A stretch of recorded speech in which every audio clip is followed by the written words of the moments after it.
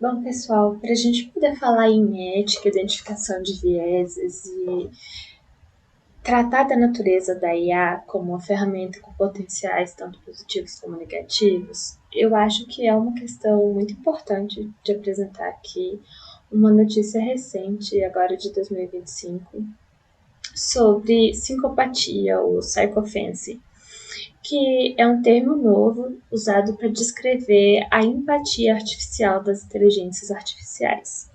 Como eu disse para vocês, a IA ela quer muito agradar a gente. Ela é feita para ser extremamente receptiva, extremamente solícita. É muito difícil que ela realmente apresente uma crítica, a não ser que você peça, em relação ao tipo de pensamento que você está expondo ali. Ela vai ficando cada vez mais enviesada em relação ao que você está apresentando para ela. E aí, nesse caso, um caso muito emblemático que eu gostaria de trazer para vocês é da notícia de um senhor chamado Alan Brooks, um recrutador canadense. E a história dele tomou grande destaque no New York Times, porque a partir da interação dele com o IA, ele foi desenvolvendo de maneira cada vez mais aprofundada um delírio. Qual é a questão? A IA sozinha, ela vai induzir uma pessoa ao delírio? Eu acho que essa é uma questão que a gente tem que ver com um pensamento crítico. No caso do Alan, ele passou mais de 300 horas em um curtíssimo período de tempo conversando com a IA, e ele estava em um momento de muita vulnerabilidade emocional. Aparentemente, conforme a notícia, ele estava com fragilidade nos vínculos sociais dele, com uma fragilidade financeira. E aí ele ficou 300 horas seguidas praticamente conversando com ela. E assim, a nossa jornada, em tese, é ali entre 35, 40 horas, 30 horas. Vamos supor que sejam 30 horas. É como se eu tivesse passado 10 semanas seguidas fazendo jornada inteira de trabalho, só conversando com a inteligência artificial. Só que a gente sabe que foi de maneira ainda mais concentrada que isso. E conforme ele ia buscando validação, ele trazia validação para ele. Ia fazendo essa bajulação perigosa que a IA é capaz de fazer. Então, a psychophancy ou sincopatia é justamente essa empatia, essa validação excessiva que a IA faz com a gente. E aí, o que acontece? No caso dele, ele chega a tentar ter um contato com a realidade, fala, olha, mas eu não fiz nem ensino médio, como é que pode eu ser assim tão inteligente, eu ser um gênio? E ela falava, não, grandes gênios, eles inclusive não fizeram escola, por isso mesmo que você pode ser um gênio.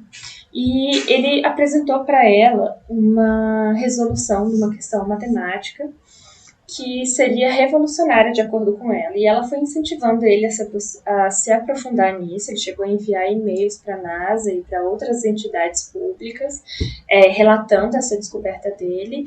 E ao fazer o cruzamento entre IAs e falar com outra inteligência artificial, ela explicou para ele que aquilo estava errado, que aquela história ela seria um delírio.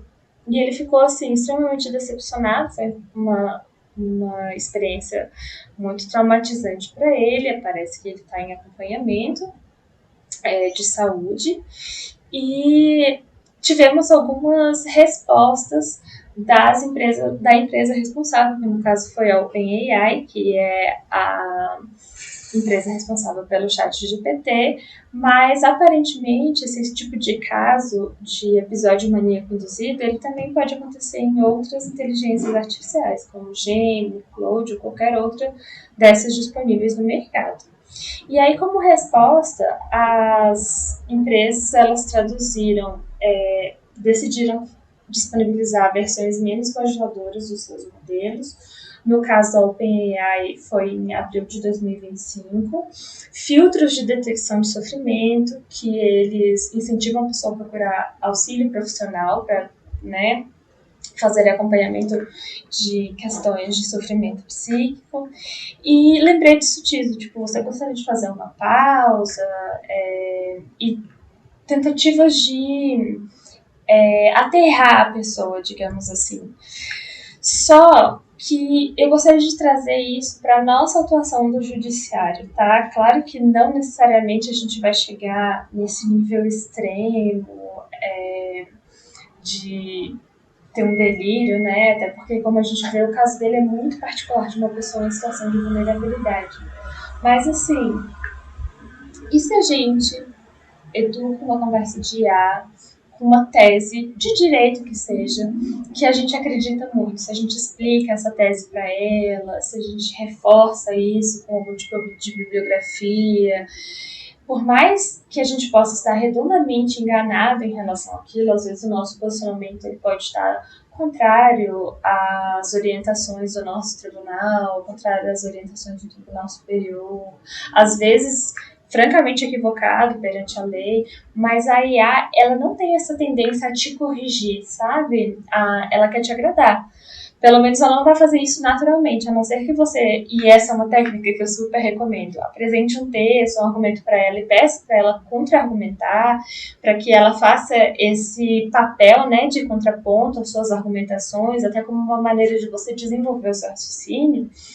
Salvo isso, a tendência é que ela vá concordando com você. Então, vamos refletir sobre se a gente coloca isso em um texto, na formação de um convencimento, na formação de um parecer, na formação de uma minuta.